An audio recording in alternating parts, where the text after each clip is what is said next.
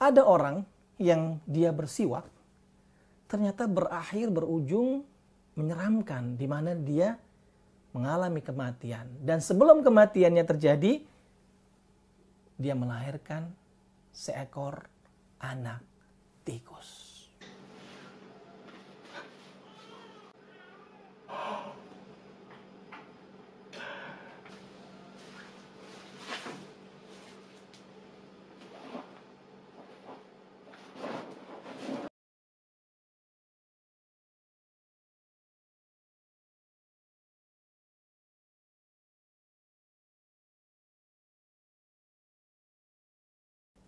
Assalamualaikum warahmatullahi wabarakatuh. Yo guys, hari ini Kang Abu Asad punya cerita.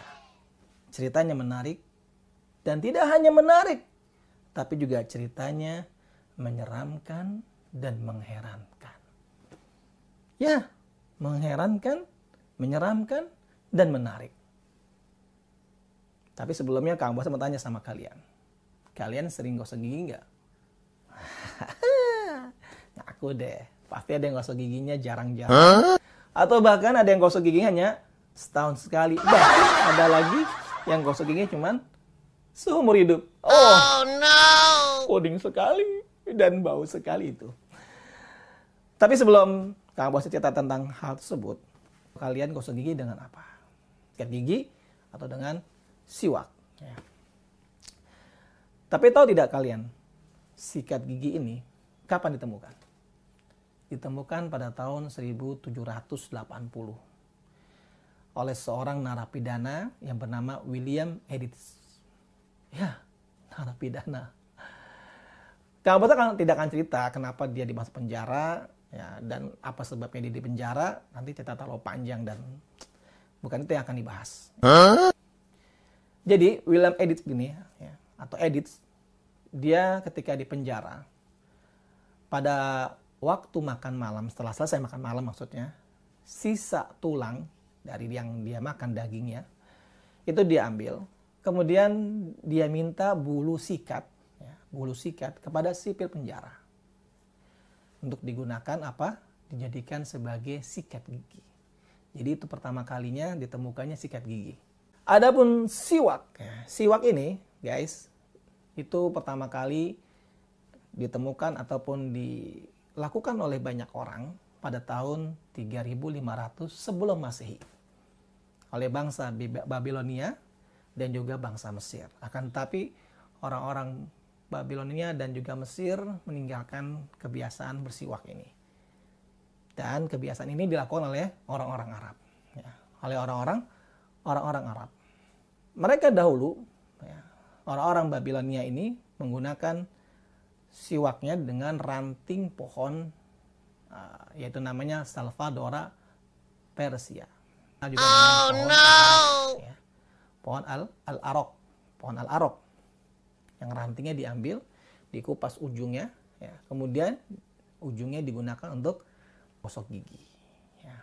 Dan ternyata ranting tersebut mengandung antiseptik yang bisa membunuh kuman-kuman yang ada di dalam gigi.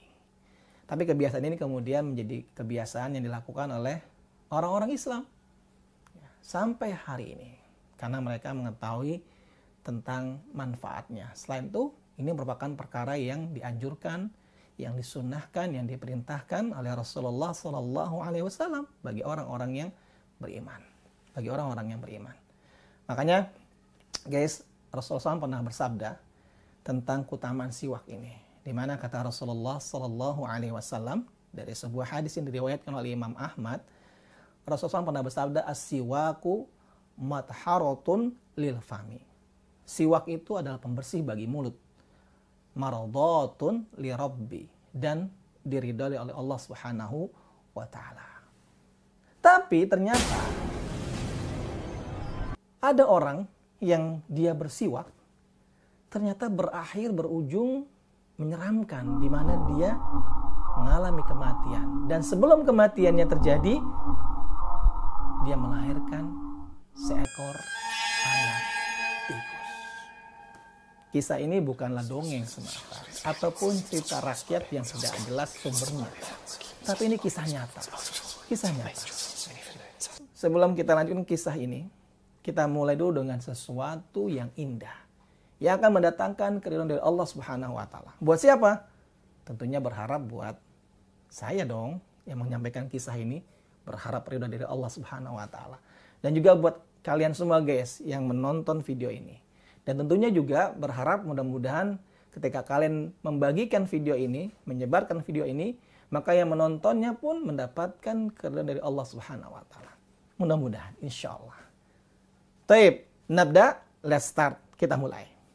Alhamdulillah wassalatu wassalamu ala Rasulillah wa ala alihi wa sahbihi wa man walah. Amma ba'du. Segala puji bagi Allah Subhanahu wa taala. Semoga salawat dan salam terlimpahkan kepada Nabi Allah Nabi Muhammad sallallahu alaihi wasallam, Rasulullah, kepada keluarganya, kepada para sahabatnya, dan orang-orang yang tunduk serta taat kepada beliau. Oke guys, kita mulai kisah ini. Cerita ini diceritakan oleh Syekh Muhammad bin Abdul Wahhab Al-Wusobi rahimallahu ta'ala, di mana beliau menukil kisah ini di dalam kitab Al-Bidayah wan Nihayah, karangan, suara apa itu? Ada yang jatuh. Karangan Imam Ibnu Katsir rahimallahu ta'ala. Di dalam kitabnya beliau, dalam kitab Al-Bidayah wan Nihayah, Imam Ibnu Katsir mengambil cerita ini dari Syekh Al-Qutbuddin Al-Yunani. Jadi yang bercerita nanti adalah Syekh Al-Qutbuddin Al-Yunani rahimallahu ta'ala. Beliau bercerita guys, katanya ada seorang laki-laki yang bernama Abu Salamah, orang yang berasal dari daerah Busro. Kemudian laki-laki ini, orang ini punya kebiasaan bercanda dan berbicara tanpa dipikirkan terlebih dahulu dampaknya, baik atau buruk, mendatangkan kebaikan atau mendatangkan keburukan. Jadi dia suka bercanda, tapi kalau dia bercanda dia nggak pernah berpikir dulu ini yang dia bercanda ini datang kebaikan atau keburukan. Pokoknya dia bercanda aja. Dan ketika dia bicara pun tidak dipikirkan apakah ketika dia berbicara akan mendatangkan kebaikan buat dirinya dan orang lain, atau mendatangkan keburukan buat dirinya ataupun juga buat orang lain. Inilah dia kisahnya. Jadi ketika itu Abu Salamah sedang berjalan-jalan lalu tibalah di satu tempat dan dia mendengar ada seseorang yang sedang menjelaskan tentang keutamaan bersiwak. Ketika dia mendengar itu dia berkata, "Demi Allah, saya tidak akan bersiwak kecuali subhanallah. Dan maaf, kecuali katanya dia akan bersiwak di dubur." Lalu kemudian dia ambil siwak, diambil siwaknya, kemudian dia masukkan ke dalam duburnya, sebagaimana seperti orang bersiwak kalau dia keluarkan kembali. Lalu apa yang terjadi? Kemudian kata Syekh Al-Qutbuddin Al-Yunani, setelah kejadian tersebut selama 9 bulan. 9 bulan. Selama 9 bulan Abu Salamah merasakan sakit yang luar biasa di perut dan maaf di duburnya. 9 bulan. Seperti wanita yang sedang hamil, betul kan? 9 bulan. Maka begitu pula dengan Abu Salamah. 9 bulan dia merasakan sakit yang luar biasa. Luar biasa. Lalu apa yang terjadi berikutnya? Kemudian Syekh Al-Qutbuddin Al-Yunani bercerita kembali. Kata beliau, setelah itu dia melahirkan seekor anak tikus. Dan anehnya, tikus ini punya fisik yang tidak seperti umumnya. Kata Syekh Al-Qutbuddin Al-Yunani, beliau bercerita, melanjutkan ceritanya, dan tikus ini memiliki kepala seperti kepala ikan. Dan mempunyai 4 taring yang menonjol. Kemudian memiliki 4 kaki dan pantatnya seperti pantat kelinci, serta ekornya panjangnya sepanjang 1 jengkal 4 jari. Panjang juga tikusnya ya. Dan tikus ini memiliki badan yang pendek tapi besar. Pendek tapi besar. Bayangkan guys, ada orang melahirkan seekor tikus. Yang tikusnya tidak sama seperti tikus pada umumnya. Kepalanya kepala ikan. Kemudian punya taringnya 4 yang menonjol. Kemudian juga dia punya kaki 4 dan punya pantatnya pantat kelinci, serta ekornya sepanjang 1 jengkal 4 jari. Mungkin nggak? Mungkin kalau kita tidak mendengarnya langsung dari orang-orang yang jujur, itu tadi yang diceritakan oleh Syekh Al-Qutbuddin yang melihat ya cerita ini. Lalu kemudian apa yang terjadi? Kemudian Abu Salamah ini berteriak, ya,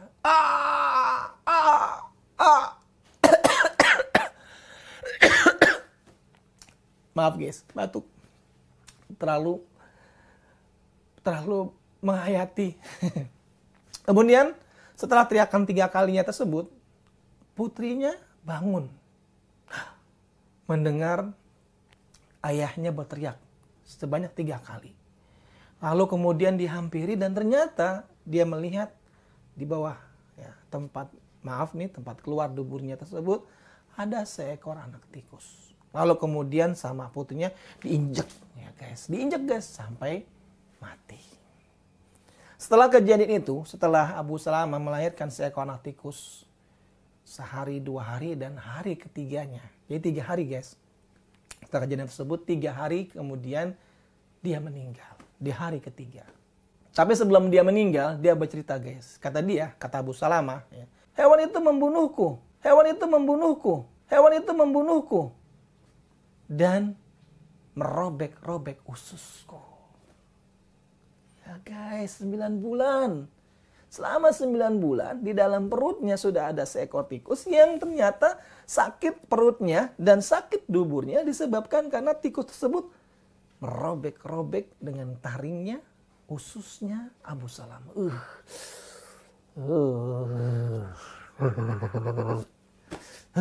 Dan pada waktu itu orang-orang banyak yang menyaksikan. Penduduk-penduduk banyak yang menyaksikan, bahkan para khatib-khatib menyaksikannya. Ada yang menyaksikan hewan itu masih hidup, ada yang menyaksikan hewan tersebut sudah mati. Jadi mereka melihat sendiri. Tapi dari kisah ini banyak orang yang mungkin tidak percaya. Ada yang mungkin geleng-geleng kepala, merasa aneh sampai mengangkat pundak mereka. Seakan-akan, who knows, siapa yang tahu tentang kebenarannya. Tapi masalahnya kisah ini ada riwayatnya yang disampaikan oleh para ulama. Dan gak mungkin ulama berbohong untuk menyampaikan sebuah kisah. Kalau menurut kalian bagaimana? Silakan komen ya di bawah ini. Di sini kita bisa mengambil pelajaran bahwasannya tidak boleh kita mengolok-olok ajaran yang dibawa dan diajarkan oleh Rasulullah Nabi Muhammad SAW. Apapun bentuknya, baik cuma bercanda ataupun malah mengejek dengan serius atau dalam bentuk guyonan, jangan pernah melakukan tersebut. Kenapa guys? Karena ya tadi akibatnya seperti tadi. So, jangan deh melakukan hal tersebut walaupun ingin membuktikannya. Karena kalau ternyata kalian melakukan dan ingin membuktikan dan terbukti, apa yang terjadi? Kalian merasakan sakit 9 bulan, kemudian kalian akan meninggal. Dan banyak juga orang-orang yang meledek ajaran Rasulullah. Seperti misalnya orang-orang yang berjenggot. Mereka meledek dengan kata-kata, "Oh, ada kambing yang lewat." Lihat tuh.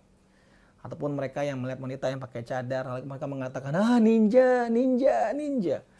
Padahal guys, mereka semuanya melakukan adalah yang datangnya dari Rasulullah SAW. Dan ingat guys, Rasulullah SAW itu nggak mungkin berbicara tentang satu hukum atau aturan dari dirinya sendiri. Karena semua yang beliau sampaikan, baik itu aturan dan syariat, itu datangnya dari Allah Subhanahu wa Ta'ala. Yaitu apa yang diwahyukan oleh Allah Subhanahu wa Ta'ala kepada beliau. Maka jangan deh melakukan tersebut ya. Karena guys, orang-orang yang seperti itu sama saja menentang Allah dan Rasulnya. Dan orang-orang yang menentang Allah dan Rasulnya, dia akan menjadi orang yang sangat terhina. Sebagaimana kata Allah Subhanahu wa Ta'ala dalam surat Al-Mujadilah ayat yang ke-20, A'udzu billahi minasyaitonir rajim. Innal ladzina yuhadunallaha wa rasulahu ulaika fil adallin. Sesungguhnya orang-orang yang menentang Allah dan Rasulnya, mereka adalah termasuk orang-orang yang sangat hina. Yang sangat hina. Cukup sampai di sini nih.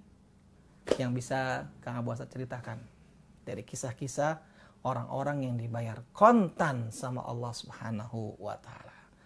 Nantikan kembali video-video berikutnya dari kisah-kisah nyata dari orang-orang yang dibayar kontan oleh Allah Subhanahu wa taala. Jangan lupa ya guys ya untuk subscribe, komen di bawahnya, dan juga berikan like serta bagikan kepada yang lain. Semoga bermanfaat insyaallah. Kita tutup. Wassalamualaikum warahmatullahi wabarakatuh. Ila liqa, matane.